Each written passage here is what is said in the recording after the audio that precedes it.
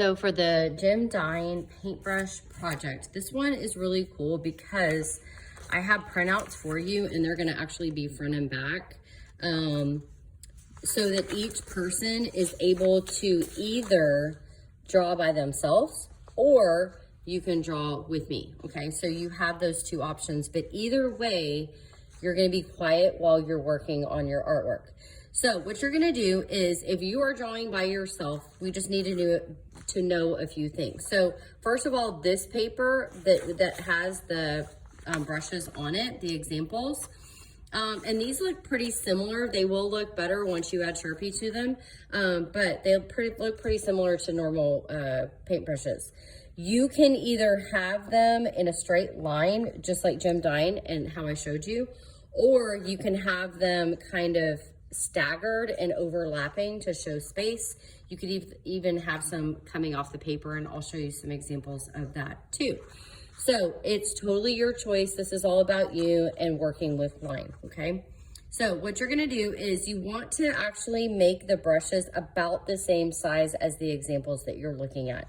So if you make them a little bit bigger, as you can see, you can make them a little bit bigger if you want to, if they will fit, but that's kind of the key. So what we're gonna do is I'm just gonna kind of move these to the side because I'm gonna use them for visuals as I'm drawing.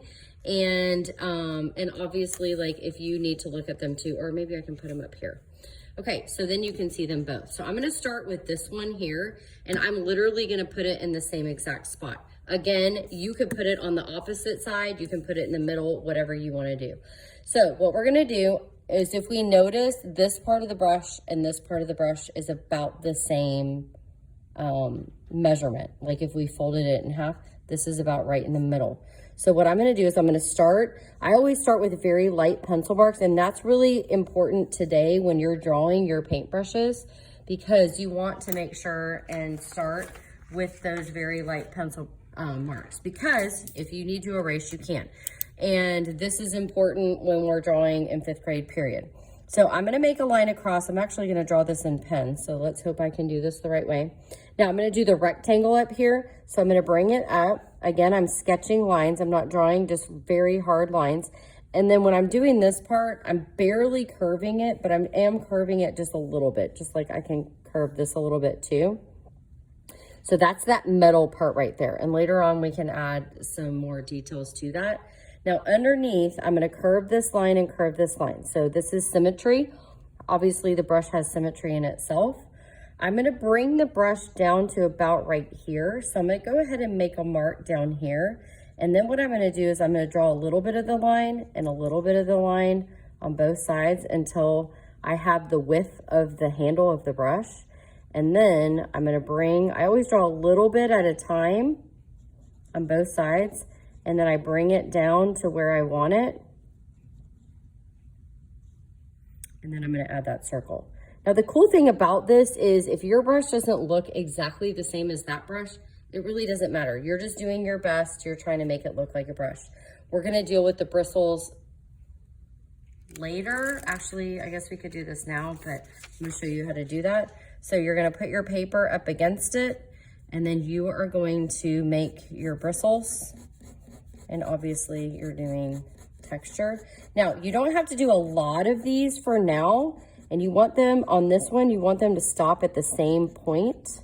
So it might also be helpful to start at the top and come back down when you're doing Sharpie so that it's straight across. Now some of them are gonna be a little bit hairier, but you can also see the brush through the paper, and that's helpful too, because you don't wanna keep going all the way across your paper. You only wanna do on top of the brush, okay?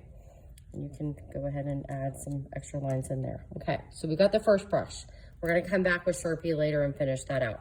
Now I'm gonna do a different brush. So I'm gonna look, which one do I wanna do?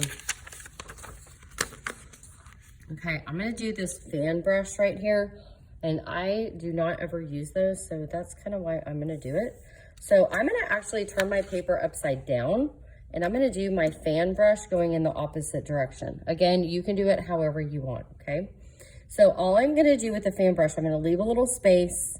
I'm gonna draw a line about this long, and then I'm gonna draw a line that follows. So parallel lines I'm drawing very lightly, and again, I'm drawing in pen, so I am committed. And then I'm gonna go ahead and add a straight line, and then I'm gonna draw that silver part, okay? And I just realized we forgot to add the details in this guy. So in the silver part, there's also some little patterns on the silver part, and sometimes they'll even have little dots where the metal has been punched. And then once you have the shape of that brush, which really right now looks kind of like a pencil, you want it to be a fan shape. So you want to make sure you can see through the paper. You're gonna come right to where that line is at the top, and you are gonna work on the shape of your fan brush. Now remember, you don't want to keep coming out wide because then it's not going to meet up with the edges of your brush. So what you might want to do is add a line and a line, and that tells you where that's going to stop. And then you're going to add the texture of the fan. Okay. And then you're going to come back. So see how I kind of went out? It's a little bit too wide.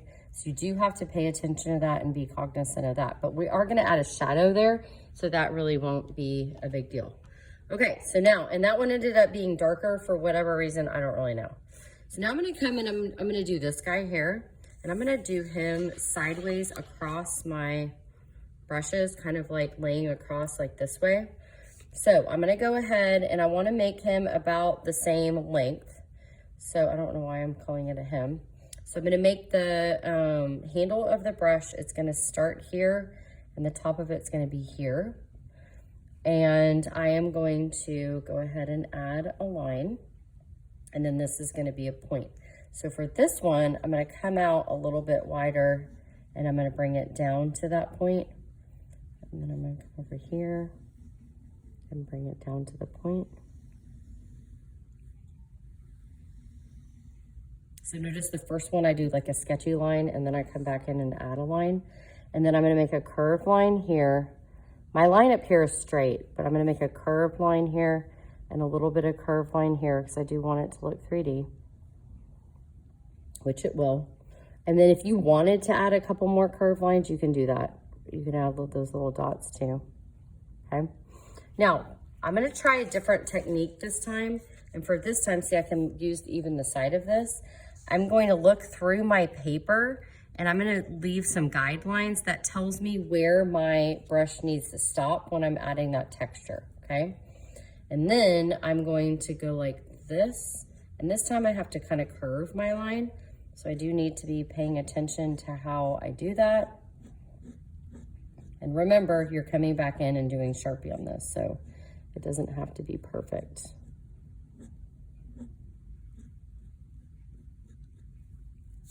Okay. That brush is done. All right, now I'm gonna add at least 1 or 2 more brushes, okay? So I'm gonna look for my last brush.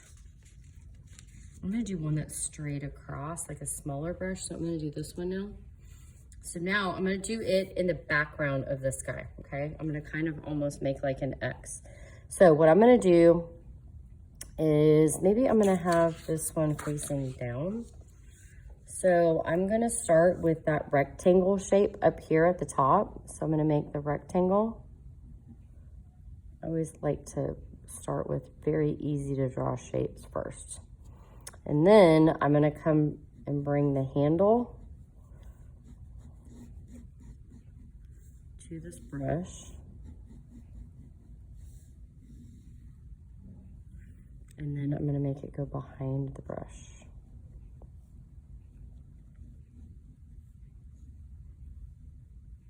Okay, and then I can add the details inside the handle, however I want to do that. And then I'm going to do the same technique I did before where I added those. I try not to put the pen side on my paper or I'm going to get some of that ink on my paper. So I always have the pen side facing up. I'm going to go ahead and put it right at the top of that line of that brush. I'm going to make my little guide marks. And then this time my line is straight across.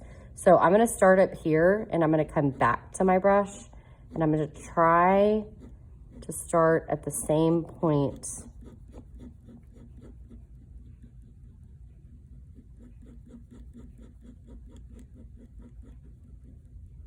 And you're gonna hit that paper and it's okay. It's not a big deal. And there we go. Okay, I think I have room for one more brush. So I'm gonna pick one last brush, and you obviously get the point of this.